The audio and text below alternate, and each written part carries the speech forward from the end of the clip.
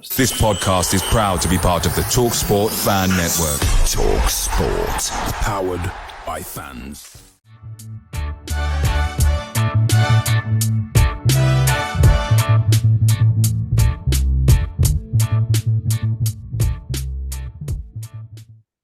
Hi, ladies and gentlemen. The season is starting. It's on us already, and we are back in Tilton Talk for our 14th season. So welcome back, and welcome back again to the away end.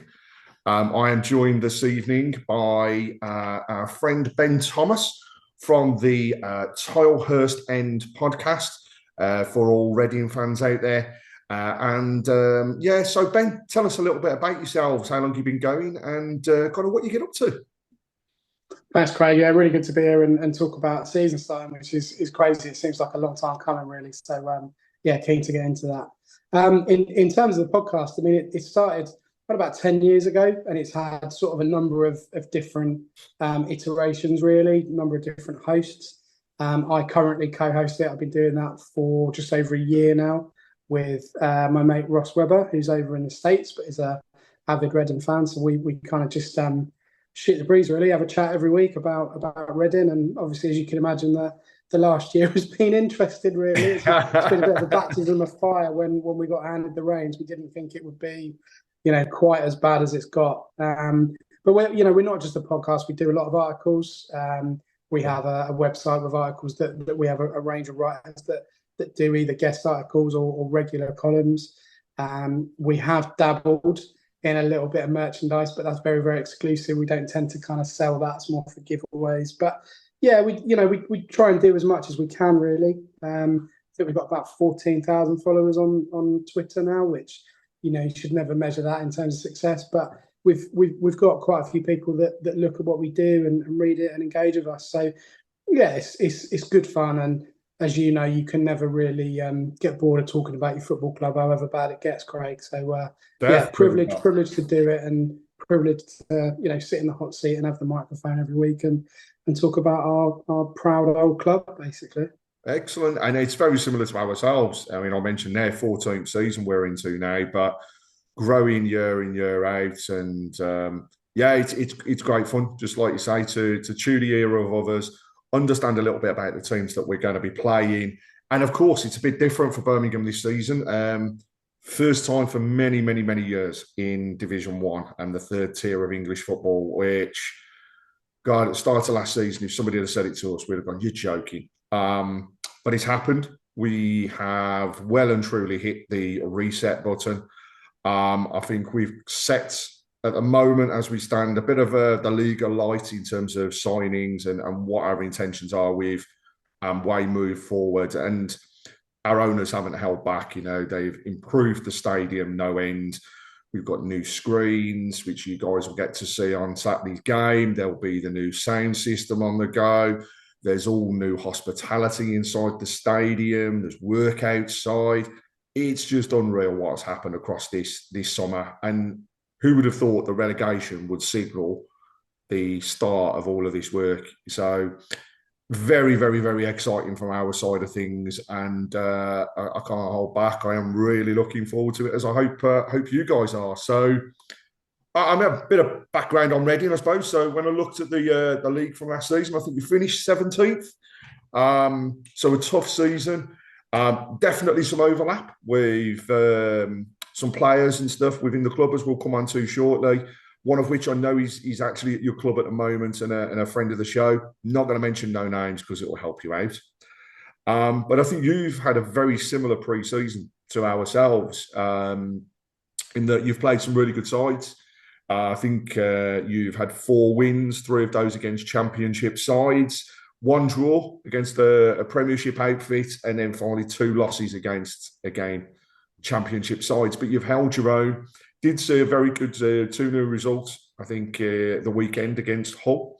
In fact, I think it was I can't remember if it was first or second goal, but the build-up play was fantastic and actually was a pleasure to watch the highlights of. So, yeah, I mean, how do you think, first of all, your pre-season's gone?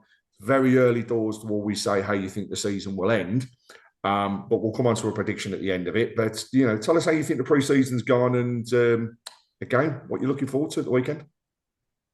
Yeah, I mean, look, it always makes me laugh when people say it's just pre-season, and I always think, what's the point of doing it then if it's just pre-season? I think this time last year we hadn't won a pre-season game, and realistically, looking back, hindsight's a fantastic thing, but writing was on the wall at that point. Really, we started horrendously. We had a really, really bad sort of pre-Christmas run where we were in the bottom three for a long time. People like myself were calling for Ruben Sellers to go. Like, he didn't know what he was doing. The players didn't know the system. There wasn't any relationship. There wasn't any gel with the players. We had particularly some away games where there was kind of confrontations between fans and players and coaching staff, and it was very, very toxic, really. And that really was kind of a symptom of the bigger problem, which is up in the boardroom that currently, incredibly, we still have. I won't go into that too much because it's all out there on the internet, and most of your guys listening will know that. But from our point of view, where we are now, it's night and day. There's a kind of a growing hope, if you like, not so much optimism, but not expectation, but a hope that we're going to be able to compete in this league and kind of pick up where we left off from around sort of February last year and build into the end of the season. With 17th, as you mentioned, was where we ended, but that doesn't really tell the story of how we finished the season and how well we were playing as a unit, how well the connection was growing between Ruben Sellers as a manager, his coaching staff, the players and the fans in the stands. So there was a real feel-good factor at the end of our season against Blackpool. Which we won, which was a great result for us, really. I think we stopped Blackpool getting in the playoffs at that point. But we ended up that season in real good spirits, and then we had a situation where the summer dragged on, and it's still dragging on, really, in terms of the ownership. We're hopeful, as we have been for 2 years, that that's going to correct itself pretty quickly. But in terms of getting new players in now, the time's sort of run out a little bit, and I think. Going back to what you said originally about the pre-season, the fact we've not signed anybody at all, is an interesting one, to say the least. But we haven't lost any of our big hitters so far. They've all chosen to stay. From what we know, as in the rumour mill in football, we've had offers for key players that have been rejected by the club and the players themselves. And you think about yesterday, we were great. Hull weren't brilliant, of course, but as you rolled off the results we've had this pre-season, they've been really, really solid. And we've not, in the defeats we've had, we've not been outclassed by anybody. And the rotation has been fantastic as well. So at the moment, very, very happy with where we're at and hopeful that we're going to be able to compete in this division this year. Hey, and I think it's fair to say I've had numerous conversations with fans over the past few months, and back end of last season. And it's actually ironic how similar your club and the way it's been run and the ownership situation, the upset with the fans has been with numerous teams, but actually it really does resonate a lot with Birmingham fans because we're in such a similar position up until when we got no owners. And I'll say it with any club, don't wish to see anybody get into such a situation that they're close to going out of business. And I hope that, you can resolve the situation with your owners and get better people through the door who are going to support you as much as Knighthead have done with Birmingham. And let's face it, we've both been teams top of our leagues and in the Premiership. So we all want to get back there. It is the promised land. Let's face it, it's where all the money is. But, stepping stones can be taken. And like you say, you can build on it. So, I look back, actually, our past five games have actually been really close. I think we've reversed actually quite a few of the results, but it's turned out with Birmingham winning 2, Reading winning 2, and a good old board draw. So we come into the new season. First game, you can never predict it. Never, ever, ever predict it. Yeah.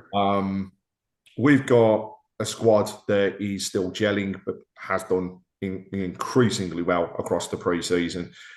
We may even see, fingers crossed, a couple of people through the door again, or even, just one before the week is out. We just don't know. As Birmingham fans, we've been surprised with what's come so far. But I think it's going to be a great game. I mean, firstly, a sellout St Andrews. I honestly didn't think I would be able to say at the end of last season that we would hear those two words sell out together. But we're going to our first game. We've sold out before the weekend is even over. I think Reading have been very close to selling their allocation as well. So you're going to have a great following coming up. And better still, it's on TV. So we'll get a chance to really show what the football and this division actually can be about. It's exciting times. So, firstly, before we go into some discussions around predictions for the weekend and stuff, I want to test your knowledge. I've got a list of players that have represented both Birmingham and Reading over the years. There's obviously one who is still with you at the moment, friend of the show, in fact, and I had the pleasure of meeting him as part of a supporters group forum a few months ago. But I just want to ask, apart from that said person, can you name another four that have represented both clubs over the years? And there have been some really, really good players that have swapped over. Yeah. So we'll take out Harley Dean, who I'm assuming you're referring to be honest. So Hayden Mullins would be one. Yep. Stephen Kelly would be one. Michael Morrison, love Michael Morrison when he was with us. He was a great player. I think he was pretty good for you as well. True, gentleman. And again, friend of the show, he came on and has spoken about his career. And you know, he's the one thing I can say about that guy, he just has an absolute love of the game. You know, I don't think it matters where he is, what shirt he's pulling on. He just wants to give 150% all the time. And true gentleman. Same as Holly. I'm pleased for him as well. The way his career's panned out, going back to Cambridge as well for him is fantastic for him. So, lovely guy. Matthew Upson, that's going back a few years now, to be honest. He was on loan for us sort of early 2000s, I think. It's really showing my age now, to be honest. Another centre-back, Scott Dan. He was recently with us. Who else we got? I think that's pretty much it, I think. There's a trend. There's a common trend there, isn't there? It's defenders. All defenders. So, I mean, you've mentioned Matty Upson, you've mentioned Hayden Mullins, Stephen Kelly, Michael Morrison, Scotty Dan. There's one name who never really hit it off in Birmingham. I'm not too sure how you would rate him at Reading, but that's Tyler Blackett. He was very, very early into his game when he came to Birmingham, and I think he turned out twice and never set foot on the pitch again for them. So it's that one. Mentioned Holly Dean there. And then going back through the years, you know, some fantastic forward-facing players and midfielders in Nicky Forster, Jason Bowen, Steve Seddon and Andy Legg, the guy with the longest throw in the Football League as it was at the time. And I've got to say, I've had the pleasure, and it is the pleasure of saying I've seen all of those players turn out for my club over the years. So we've had some really good swap overs. There's also a link in terms of our current head coach. So Chris Davis, as a player, I believe, for Reading before he suffered that really not pleasant injury that actually took him out of the game. But it's something, listening to an interview with him on the local radio the other day, that it seems to have G'd him on and actually gave him that impetus to say, do you know what, I love the game. I don't want to stop with the game, but what I actually want to do is take a different steer. So he took away after his injury and got degrees. He then took that away into the sports directorship side of it. And he's gone on heading, strength to strength, really, in terms of everything that he's done. And now his opportunity for the first time to lead from the front at Birmingham. I've got to say, when his name came out, I'd never heard of him. But boy, does this guy know what he is doing when he comes to the pitch. And it's strange to say, through pre-season, seeing some of the games, going and watching them against Rangers a couple of weeks ago, and front foot football, which we've been crying out for, but we just hadn't either got the ability to do so or even have the players, has completely changed. And that's what we saw straight away. Pressure anything else on the teams. I think the thing people forget, Craig, is that he's been a coach for a long time. But he was with us in 2016, I think. Yeah, not very long. Finished his playing career with us, I think, in 2003, 2004. He was a youth player and played under Brendan Rodgers. But you look at the credentials that he brings to your club. Where's he been? Celtic. He's been at Liverpool, and he's recently been with Big Ange at Spurs. And so actually, you'd like to think he's learned at least one thing at those clubs. To be able to impart. And it's going to be difficult for League One is a tough league. I recently read somewhere that it's no longer the awkward middle child of the football pyramid. And you look at the teams, which I'm sure we'll talk about later on, but there's some massive clubs in that league, and really there are a lot of teams that don't want to be there that should, as you said earlier, be further up the pyramid. You look at Portsmouth, they've been there for so long, they've just got out. Yeah, I mean, Sunderland are a great example of a team that dropped down into the division and then struggled to get out of it. I don't think there's one Birmingham fan out there that will turn around and say that anything but promotion this season is a good season. It really is. And they're building a squad, which we can come on to talk about, but they're building a squad that's not just about this division, it's around how it can then stabilise and take us forwards. And, you read so much across social media. I've seen so many podcasts and different areas coming out with comments around, give Birmingham the title now. There's only going to be one automatic spot. There's not going to be two. I'm a realist. And the one thing I've said since the very end of last season is this is going to be no pushover. Every team will come to St Andrews and see it as a final. Every team will play at home and not want to concede a goal. They're going to be very, very tough to beat. And that I saw actually at the end of last season as well with the playoff games that I did watch, just to try and get an idea of what to expect. And there are some big teams in the league that will be fighting again to get out there. We've got the Barnsleys, we've got the Boltons, we've got yourselves, all massive, massive clubs that don't want to be where they are, have seen bigger, much brighter days and want to get back. Even if it's just to the Championship, it's still a step up. And, the strange thing for me is going to be going to St Andrews, seeing, we've got 18,000 season ticket holders. So your attendance is always over 18,000. Top in the 20s, I would say, each game, and then going to an away game where you might be lucky to get 4,500. It's going to be really, really strange to have such that difference and the gulf between what there is there. But on the positive side, it's an opportunity for us to have hit the reset button and take it forward. What do you think your season is going to look like? How do you think it's going to be? And I've got to ask the question because I'll ask it of everyone. Do you feel the same as what other people are saying in regards to what Birmingham have done so far in the league, or in terms of players and recruitment? And do you think, being realistic, where do you think you'll end up at the end of the season? Well, let's deal with you guys first of all. I read an interview in the week where Chris Davis said that you were going to be a big fish in a small pond, and I think that's a good mentality, because actually we brought in 14-15 million pounds worth of players, being back financially to do that. I don't know a lot about the players you brought in. I know obviously Alfie May very well. He was fantastic in League One last year for Charlton. And looking at them, they've got a chance to compete this year. So we must see something in the project with you to kind of switch sides, if you like. I'm hoping that by Saturday Jordan James is gone off your team, because he is a menace, and being from a Welsh persuasion as well, he's one of the first players on the team sheet currently for us at international level.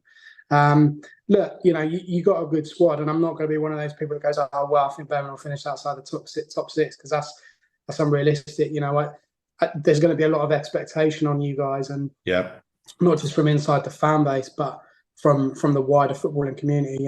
People are going to want to see you lot fail, to be blunt, because of the money you spent. And there are some horrid places in that league, some really dreadful places to go. And I'm not going to name them now because they'll come after me, but you probably read between the lines there. I mean, you will finish top 6, 100%. I would be gobsmacked if, over the course of the season, you weren't able to finish in the top two. I think there will be some teams in there that will push very hard. Charlton, as I said, being one of them, I think they're going to be all right. Bolton, there's a lot of expectation on them. They need to get it right straight off the bat to be able to compete in the league as well, like they did last year. So, it's not going to be as easy as I've seen some of your fans mention, and we found that as well, that the quality of football, whilst not, scintillating stuff at times, is very, very attritional. It's very, very aggressive. It's very, very in the face with a lot of these teams. So I think from your point of view, it will be a question of it has to be top two, because you don't want to get caught in the trap like your Portsmouth, like your Sunderland's that spent a long time in this league. From our point of view, I mean, we started horrendously last year. We didn't have the lie of the land at all. I don't think the players really knew what had hit them in terms of the quality of the league and how to play the league. As I mentioned previously, we've not brought in anyone, but we haven't lost anyone that's integral to how we play. So the hope there is that we're going to be able to compete a lot more in the early part of the season than we did last year. But you don't know, like if the takeover happens this week and we can bring in some reinforcements, because that's what we're really lacking in terms of experience and strength and depth, particularly at the fullback positions. If we can do that, then we're looking higher up the league. Right now, if we stay as we are, I'd be happy with anything from between 8th and above. Obviously delighted with that, but realistically, between 8th and 15th probably. As long as we're not in a relegation scrap around Christmas, we'll be fine in the league. And I think most Reading fans you'd speak to who've been through the ringer over the last, I've been supporting them 30 plus years, and I know I don't look it, but I have. The kind of a lot of fans we have now just see the Premier League and just see the top end Championship. Traditionally, that's not what Reading Football Club is. I started watching them in Division 1, as you mentioned earlier. So from my point of view, and I think a lot of other Reading fans' point of view, they would take a very boring, very tedious mid-table with a new owner in charge, and then see what we do next year. But anything above that, and it's been a fantastic season. So, the hope is there that we can do that and we can cement ourselves in this league and really build from there. But you just don't know in this league. Someone asked me yesterday about sort of trying to do a predictions. I can't do it, because there's so many teams in there. They've got expectations themselves. Yep. Wrexham, Stockport coming up. They've all got ambitions. As we mentioned, Charlton, Barnsley are still there, Peterborough, and we haven't even spoken about Rotherham in terms of players they've signed with their manager. So it's going to be difficult. It is going to be difficult for any team to do really well in this league. I'm hoping that we can be one of them, but I would imagine that you guys certainly will be up there. Yeah. I mean, it's interesting because you've mentioned Alfie May there as one of those players that ultimately in that league last year, I think he was top goal scorer in the league. He was doing so well at Charlton, and he was prized away. Now, there is a project at Birmingham, and it sounds as though actually if you get your new owners, you're going to have exactly the same, which is we don't want to be where we are. We want to build up. We want to get ourselves financially astute, and then see how things take us forwards. And that's part of what Knighthead as our owners have done. They've come in with a regimented, this is what we want to do. And their aspiration is within 5 years to be Premier League. They want to be in a new stadium. We've purchased the land. Work has already begun to get that in a position ready to build a new stadium for the club. But that hasn't stopped them so far in helping Birmingham as a, not just a club, but the community and the whole area. So there's so many different things that have gone on where we're supporting local groups now in schools to get kids to football, people that haven't been able to see the games, getting them down to St Andrews. Here's a day out, here's an afternoon, go and enjoy yourselves. And that's going to continue because we've become more of a family club than ever before. Something you just said actually resonates really well with me, which is actually some of our fan base, same as yourselves. They only remember the good old days. They only remember the Premier League. They only remember winning the cup. All right, people like myself, 32nd year as a season ticket holder. So I've felt the pain not only of where we have being relegated as we did last season. But God, we've been lower. You know, we've been close to going out of business before David Sullivan came in and saved us first time round. They then took us up into the Premier League. Then the fans got fed up with them. So then they disappeared. And we had Carson Young. But Carson Young, as we all know, stories behind it, ended up behind bars, nearly foreclosed on the club. We were saved by another Chinese group that stripped us. You know, didn't invest, but took plenty out. Now these new owners, they don't just want to see the football club succeed. Their aspiration, their desire is for the city to succeed. So let's hope we can bring that forward. So toughy, but give me a prediction for the weekend. It's that first game. We said just before I started recording, actually, that I don't like doing first season predictions, but got to ask, how do you think it'll go on Saturday, and how do you see the final result ending? Well, I mean, my personal problem is that I'm on holiday with the family, so I won't be at the game. I've got to find a little taverna somewhere that's showing Sky Sports somehow. So hopefully I can do that and not run into any of your fans, really. Of course, if anyone's in Rhodes over this next weekend and they want to have a little beer, then that's absolutely fine. Come and find me. I'll be somewhere.